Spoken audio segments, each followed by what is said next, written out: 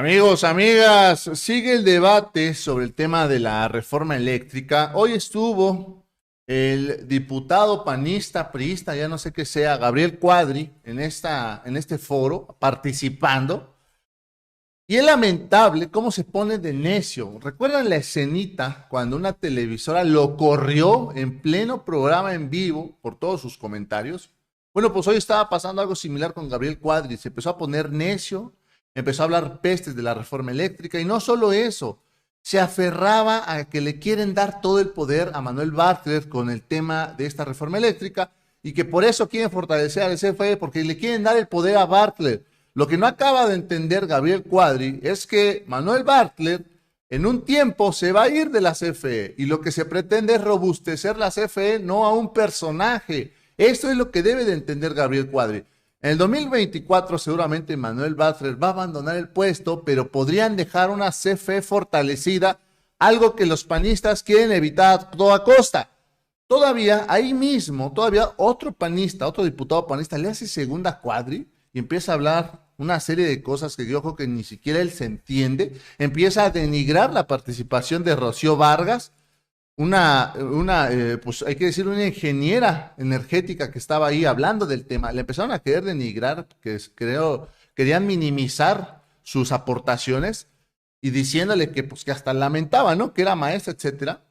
Esta ingeniera, Rocío Vargas, pues los dejó mudos cuando les dijo, a ver, momento, yo soy doctora en ingeniería energética.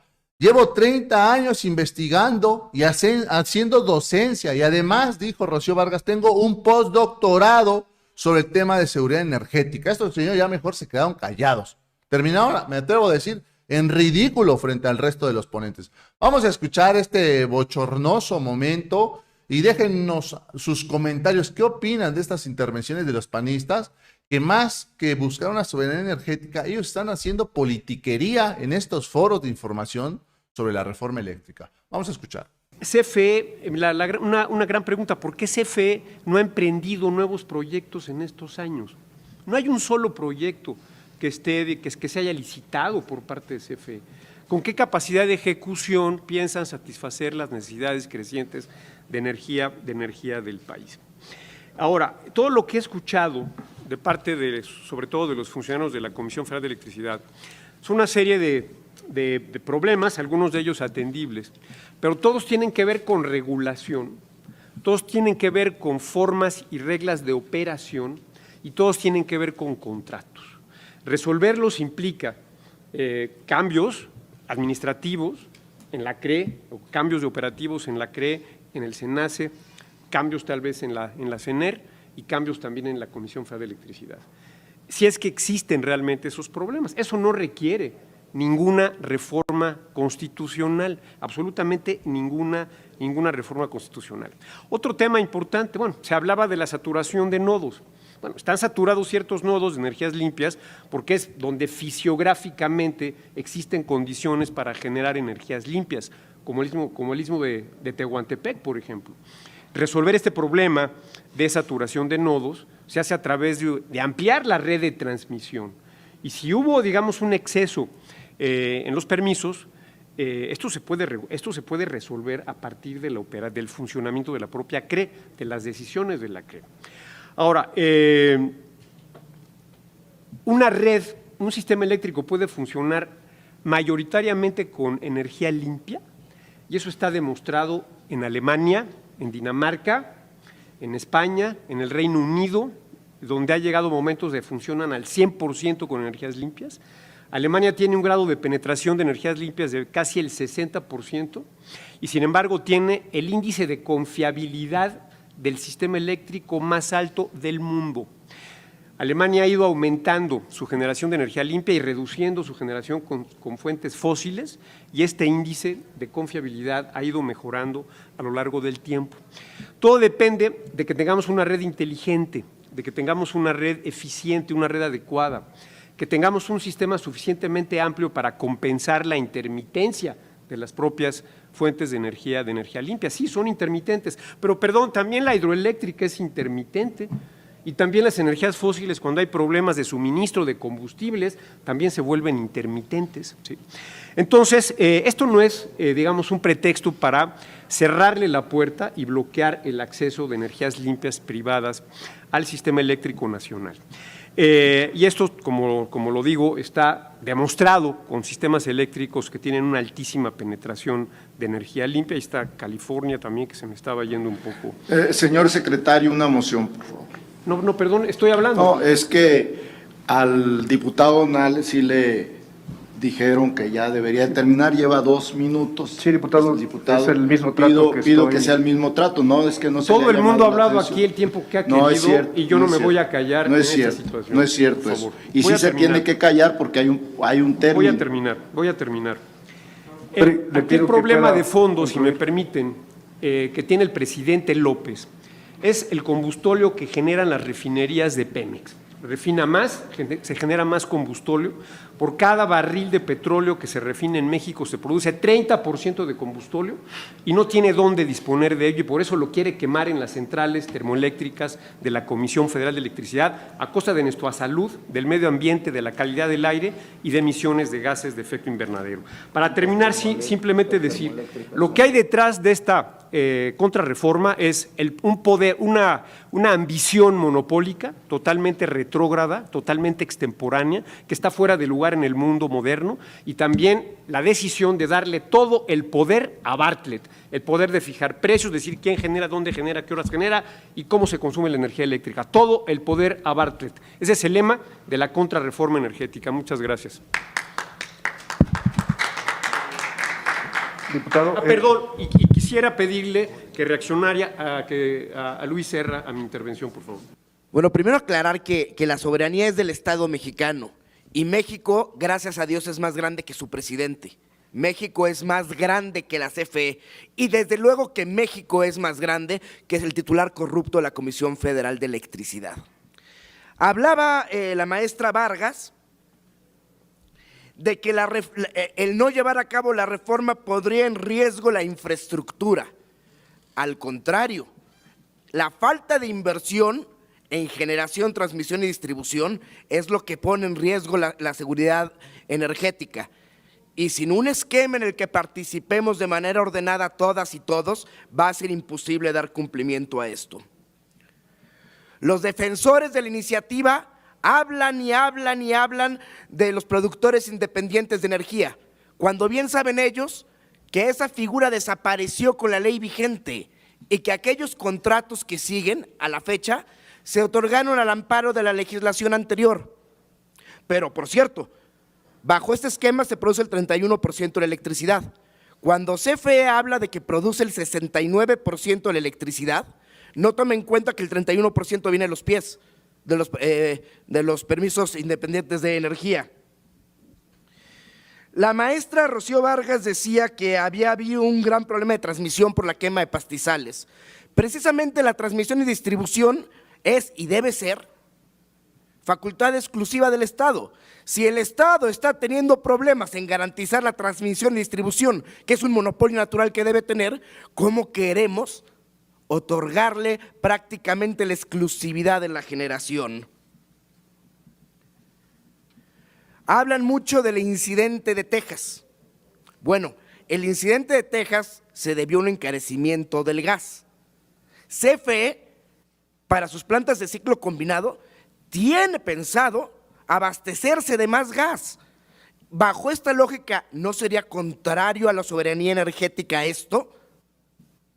Por eso debemos tener un sistema diversificado, interconectado y útil.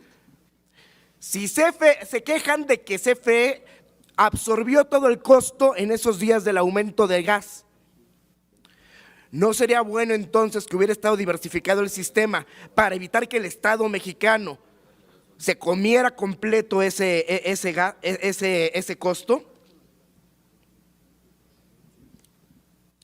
La soberanía energética es precisamente que hay energía confiable, suficiente, constante y permanente. De nada me sirve que el recibo artificialmente me lo pongan en $1, porque eso lo está pagando el contribuyente, eso lo está pagando el Estado. Y aparte es una contradicción porque por un lado dicen, el presidente nos instruyó en que no subiera la tarifa más allá de la inflación. Y por el otro lado dicen, no, la tarifa no se fija por decreto, primero pónganse de acuerdo. Y, o sea, para empezar, porque si contradicen, bueno, como caminan. Dicen que el sistema eléctrico tiene un 99.21 de cobertura. Bueno, si funciona también actualmente bajo la ley vigente, ¿para qué quieren hacer una reforma? No tendría caso. Diputado, le pedimos que pueda concluir para formular, dirigir la pregunta a cualquiera de los ponentes. Bueno, va a la maestra y a la gente de CFE. Y por último, ya para concluir, porque me estoy pasando un poco de tiempo. Dicen que se están pagando los gasoductos y que no se están utilizando. ¿Y por qué, si bajo el esquema actual se puede vender a los particulares, no se está haciendo? Bueno, pues ya le dejo por ahí. Realmente daría para que cada uno de los que preguntáramos realmente durante mucho tiempo y contestaran durante mucho tiempo, pero ojalá y que la gente que realmente queremos a México y no estamos ideologizados, logremos frenar esta reforma. Yo quiero decirles que tengo un doctorado en ingeniería energética, tengo más de 30 años haciendo investigación y docencia y tengo un postdoctorado justamente con el tema de seguridad energética para México. ¿Sí? Ya rebasé desde hace mucho el nivel de maestra. Aquí hay muchas confusiones, Soberanía no es seguridad energética. La cuestión de las altas en las inversiones puede o no garantizar la seguridad energética, ¿sí?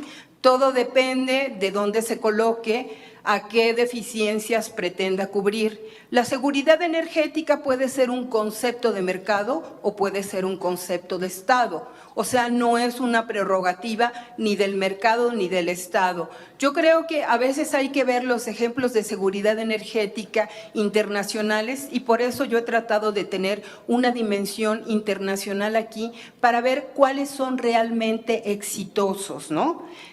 Podrías nada más referirme a dos, el caso chino con su seguridad energética, que es un concepto de Estado, y China se ha garantizado todo el petróleo para un sistema muy amplio y complejo de refinación y petroquímica.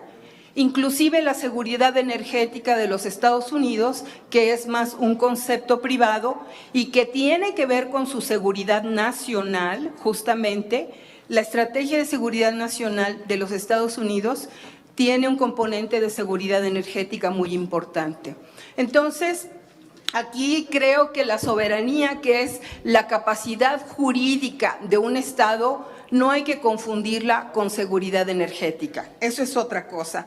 La segunda cuestión, aquí hemos escuchado mucho de que CFE es o no eficiente en transmisión y distribución. Todo esto me parece que hay que verlo en el contexto del modelo de mercado, en el contexto del objetivo de los neoliberales de acorralar a una empresa pública a que se limite a la transmisión y distribución y fundamentalmente aquellas actividades que no son rentables.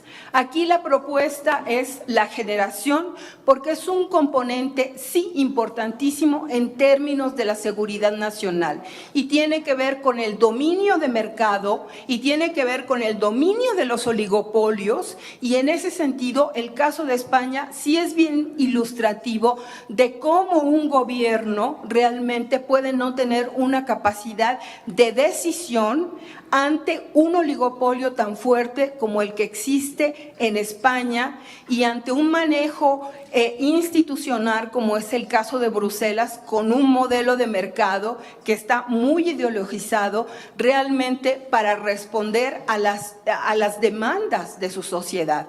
Tenemos un caso ya de pobreza energética que se va a extender a muchos países de la Unión Europea justamente por todos estos sesgos ideológicos de este modelo de mercado. Entonces, no es gratuito que estemos llevando a CFE a que se quede con las actividades menos rentables, monopólicas, ¿no? Y aquí hay otra falacia en esta cuestión del monopolio, porque la mayor falacia con el monopolio monopolio es que el verdadero problema se elude. El problema del monopolio es el precio, la capacidad de poner el precio al nivel que quieran los productores. Amigos, amigas, pues déjenos sus comentarios, queremos saber qué opinan de estas intervenciones. Es importante que difundamos esto, lamentablemente, y hay que decirlo, díganme ustedes si están viendo en las televisoras estos foros.